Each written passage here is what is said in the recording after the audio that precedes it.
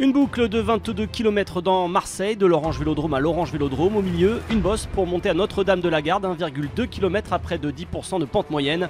Voilà un programme chargé pour les 167 rescapés du Tour de France 2017. Un contre-la-montre donc et plusieurs interrogations. Qui pour la victoire d'étape et qui sur le podium au soir de cette 20e étape à Marseille? Pour la victoire d'étape, aujourd'hui un nom revient avec insistance, celui du champion du monde de la spécialité, l'Allemand Tony Martin. Parti en 67e position, le rouleur de l'équipe Katusha joue les autobus et rattrape les deux coureurs qui le précèdent au départ, Zdeněk Štibar et Daniele Benati. Au pointage intermédiaire, Martin est à 1 seconde du temps de référence, celui du Polonais Maciej Bodnar, parti un quart d'heure avant lui. Et à l'arrivée, Tony Martin échoue et compte 14 secondes de débours par rapport au coureur de l'équipe Bora Hansgrohe, qui signe le premier temps de référence en 28 minutes et 15 secondes de cette étape. Parmi les outsiders pour la victoire d'étape, Stefan Küng, champion de Suisse de la spécialité, pointe déjà à 30 secondes de Bodnar au pointage intermédiaire au kilomètre 15,2 et va terminer à 34 secondes du Polonais. Enfin, pour le champion d'Europe et d'Espagne du chrono, Jonathan Castroviero, les illusions s'arrêtent rapidement avec une chute tôt sur le parcours à la sortie du Vélodrome. Place ensuite aux favoris et surtout à Christopher Froome qui cherche toujours une victoire d'étape sur ce Tour de France. Le maillot jaune s'élance en dernier et peut compter les points car derrière lui la bagarre a lieu pour le podium du Tour entre Bardet, Uran, Landa ou encore Aru. Entre temps, un homme se rappelle au bon souvenir du peloton, Alberto Contador, le double vainqueur du Tour, signe un temps correct en 28 minutes et 36 secondes à 21 secondes de Bodnar. Il récupère la 9e place de Warren Barguil au général. Devant, la bataille fait rage avant le passage de Froome. Bardet accuse déjà un retard conséquent sur Uran, 19 secondes, mais aussi sur Mikel Landa qui devient un danger pour le Français en vue du podium au point intermédiaire numéro 1. Et à ce pointage, Froome, lui, est dans les temps à 2 secondes de Kwiatkowski. De quoi espérer jouer la gagne à l'arrivée.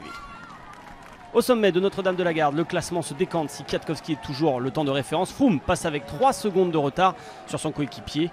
Pour Bardet, la tâche s'annonce compliquée, il est à plus d'1 minute 15 de la tête. Malgré sa frayeur avant la ligne, Uran conserve facilement sa place sur le podium et prend même la 2e place à Romain Bardet qui évite lui avant la ligne le retour de Christopher Froome.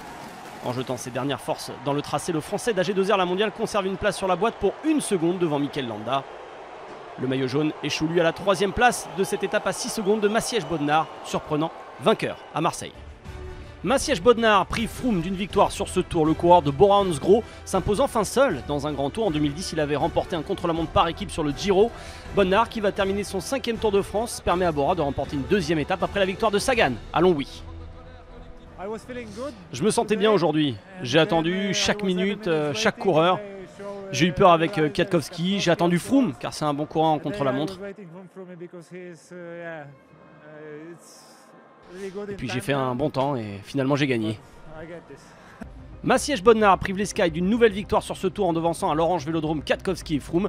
Le champion du monde Tony Martin est 4e. Au général, Froome qui n'a pas été inquiété aujourd'hui va remporter son 4e tour. Romain Bardet reste sur le podium pour 1 seconde. Dans le top 10, seul Contador gagne une place aux dépens de Barguil.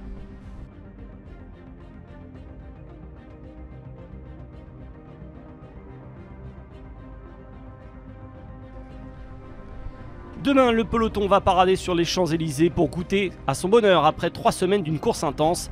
Un sprint massif est à prévoir même s'il n'a pas toujours eu lieu depuis 1975 et la première arrivée sur la plus belle avenue du monde. Avant cela, les coureurs auront pris le départ de Montjon dans l'Essonne au réveil matin, lieu de départ du premier Tour de France en 1903. Il faudra ensuite avaler 103 km et 8 passages sur la ligne aux Champs-Élysées avant d'enfin souffler.